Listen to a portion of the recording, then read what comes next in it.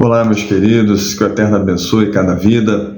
Quero aqui continuar o estudo que nós já estamos trazendo há algum tempo sobre ansiedade, um mal a ser eliminado. E nada melhor do que as palavras do nosso Senhor, que são palavras que transmitem vida. Se nós nos enchermos das palavras do mundo, nós vamos nos encher de morte. Com isso, não quero dizer que nós não podemos estar bem informados, mas devemos saber fazer o filtro. As palavras do Senhor, elas sim transmitem vida. Ele deixou registrado no livro de Mateus, capítulo 6, no versículo 25: Não andeis ansiosos pela vossa vida, quanto ao que haveis de comer ou que haveis de beber, nem quanto ao vosso corpo pelo que haveis de vestir. Não é a vida mais do que o alimento e o corpo mais do que o vestuário? Então aqui é mais um texto sobre ansiedade. E ele começa dizendo para nós não andarmos ansiosos pelo que comer, pelo que beber, que é uma preocupação natural de todo ser humano. Ele não está dizendo que nós não temos que trabalhar, nós não temos que produzir o nosso sustento. Lá em Bereshit, ou em Gênesis, lá está dizendo que no suor do teu rosto comerás o teu pão.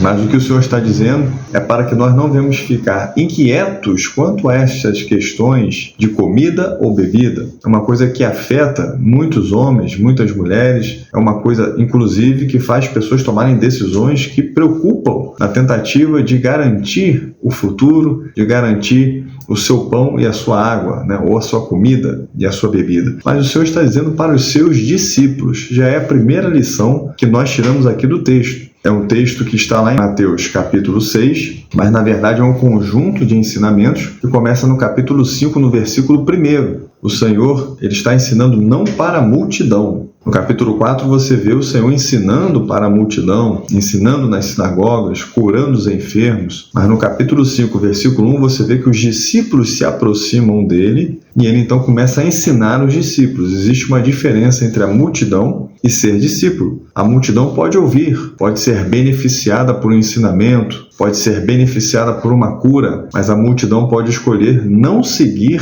os seus ensinamentos, diferentemente dos discípulos. O discípulo é aquele que é um aprendiz, ele é um seguidor. Ele está ouvindo os ensinamentos e está colocando em prática. E o sinal dessa aplicação do ensinamento do Senhor na sua vida é que vai haver o quê? Vai haver uma mudança de comportamento, uma mudança de conduta, de hábitos, vai haver uma transformação na vida da pessoa. Então, o Senhor não está falando para a multidão, o Senhor está falando para os seus discípulos que o estavam seguindo, recebendo a sua palavra e aplicando a sua vida.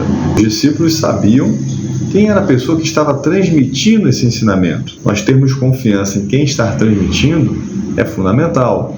Será que a pessoa que está transmitindo é uma pessoa verdadeira? É uma pessoa que transmite confiança? E nesse caso nós não temos dúvida, porque estamos tratando do Senhor Yeshua, que é o Rei de toda a terra, o Criador do universo. Ele estava junto com o Pai quando ele criou o universo, quando ele criou o mundo, quando ele criou o homem. E olha a expressão que ele utiliza: não é a vida mais do que o alimento?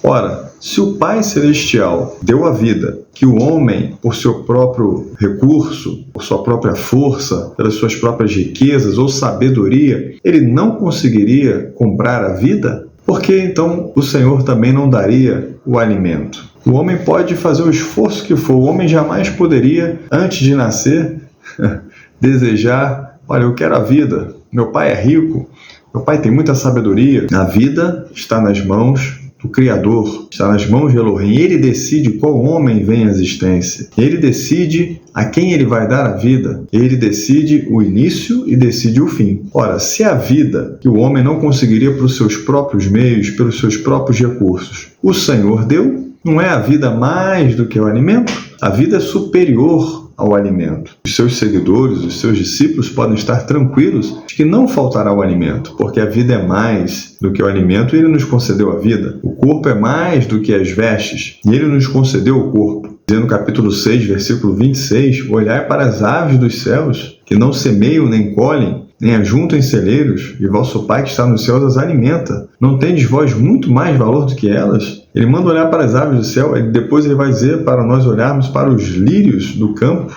O Senhor que sustenta as aves dos céus, os animais, os lírios, Ele não vai sustentar o ser humano que foi criado à imagem e semelhança de Elohim e que vale muito mais do que esses exemplos citados? E no versículo 33, ele conclui: mas buscai primeiro o reino de Elohim e a sua justiça, e todas essas coisas vos serão acrescentadas. Aqui ele deixa um segredo. Todo homem, todo seguidor, todo discípulo do Senhor, ele deve buscar em primeiro lugar, ele deve ter como prioridade o reino de Elohim, a sua vontade, a sua justiça. Por que o Senhor me fez? Por que o Senhor me criou? O que Ele quer de mim? Então eu vou buscar a vontade dEle, eu vou buscar cumprir com o seu propósito, executar o seu plano. E quando o homem dá prioridade a este reino, este homem pode estar descansado. O Senhor, que é o Eterno, Ele vai supri-lo em todas as suas necessidades. Ele confia, o transmissor é um homem digno, é um homem de confiança, é um homem de verdade. E o receptor, os seus discípulos que recebem a sua palavra, os seus ensinamentos, confiam nesta pessoa. Quando ele diz, buscai primeiro o reino de Elohim, a sua justiça, e todas essas coisas vos serão acrescentadas, são palavras que nos tranquilizam, são palavras que tiram de nós a ansiedade, tiram de nós a inquietação quanto ao que comer,